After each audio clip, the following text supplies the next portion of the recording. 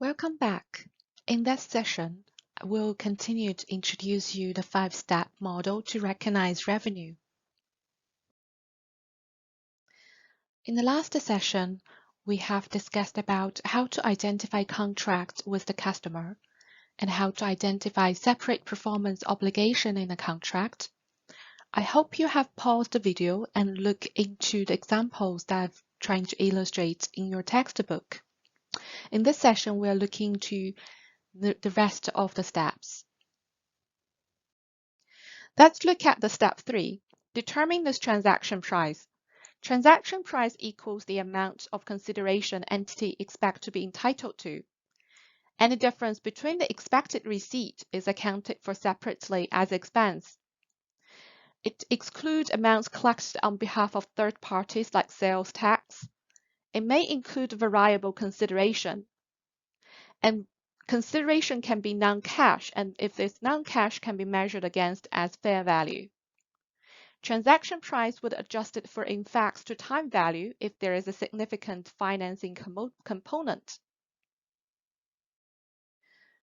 Variable consideration may arise as a result of discount, rebates, refund, performance payment, right of return, for example, which is quite common if you're purchasing stock from online website. Entity must estimate the amount of consideration it's expected to be entitled to. This is done by two ways, one of the two ways. The expected value using a probability weighted estimate, or the most likely amount. Only included in the transaction price to the extent that it is highly probable that a significant reversal in the amount of revenue would not occur when the uncertainty is resolved. The estimate is updated at the end of each reporting period. Before you continue with the slides, I would like you to stop the video again and look for the activity 18.6 and spend some time read examples and trying to work out how you're going to decide the transaction price for this particular contract. From the example that we know the product is sold for 500, the customer got 20 days to return, and if they're not satisfied, and then they would also receive a full refund. The cost of the product is £200. The past experience suggests that 5% will be returned. So we could recognize a revenue of 95% multiply 500 that give us a 475. At the same time, we also need to account for the changes in inventory. So if we want to create a bookkeeping entries, this is what we're going to do. We have a revenue that has been recognized as 475. That's a credit, it's increase in the revenue. But at the same time, we do recognize £25 for refund liability. And on the other hand, we debit the cash increase as an asset for 500. We have made a sale of 500, and that cost of that product is 200. So we have reduced the inventory for £200, so the credit inventory. On the debit side, we would want to debit the cost of the goods that are sold, that is 190, that is after deducting the 5%. So it's 5% multiplied 200, that gives you a 10, and that is the right on the inventory. So that is something that might be the change expected to return from the inventory that someone is expecting. The step 4 would be allocating the transaction price to the separate POs.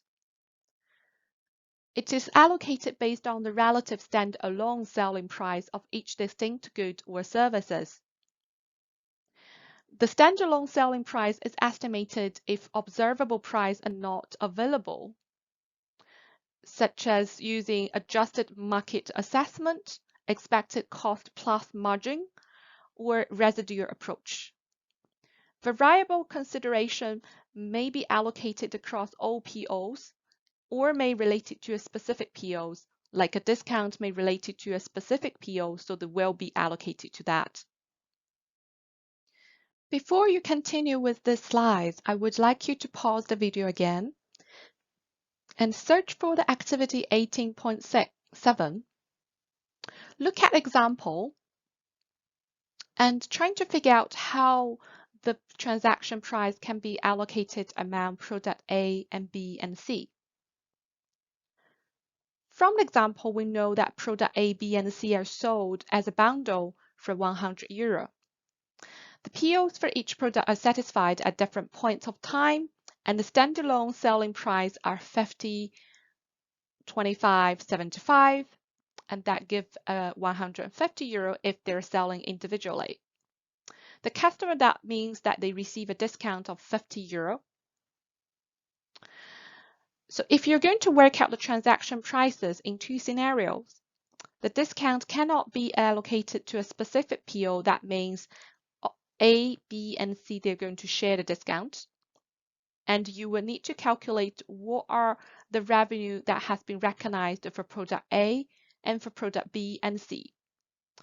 And the discount cannot be allocated, can be allocated to product B and C, which means if the product A is considered as selling at €50, how is that the rest of the €50 going to be allocated between B and C?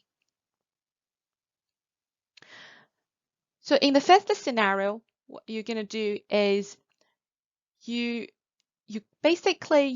allocating the €50 discount proportionally given their transaction price. So A would be 50 divided by 150. So that is the original price they could sold individually, and then multiply by 100. And that gives a 33 as a revenue to be recognized for product A. And for B, it's a €17 recognized as the revenue for product B, and for C, it's 50%, €50. If the discount can only be applied to B and C, that means A would be recognized as its price that it can be sold individually, that is the €50. The another €50 that is being received for B and C, they're going to be proportionally allocated to B and C. So the revenue recognized for B would be 12.50, and for C would be 37.50. The step 5 is to recognize the revenue as PO as satisfied. PO satisfied by transferring the goods or services. It happens when customer obtains control of that goods or services. So the amount of the revenue is the transaction price allocated to that PO. Controls transferred at a point in time or over time. Indicators of point of transfer of control would be the entity has a right to payment for the asset, customer has a legal title to the asset, entity has transferred physical possession, customer has significant risks and rewards of ownership, customer has accepted the asset. The control transfers over time if one of the following criteria is met. Customer simultaneously receives and consumes all the benefits as sellers performs, which is sometimes would be something that happen in the service industry. So you're using the product, you're enjoying the product while the seller is also performing the services. The seller's performance creates an enhanced asset controlled by customer. In deciding on control, consider if the customer can use the asset to produce goods or services, if they can use the asset to enhance the value of other assets, if they can use the asset to settle liability or reduce expenses, if they can sell or exchange, if they can pledge the asset as security, or they can hold the asset.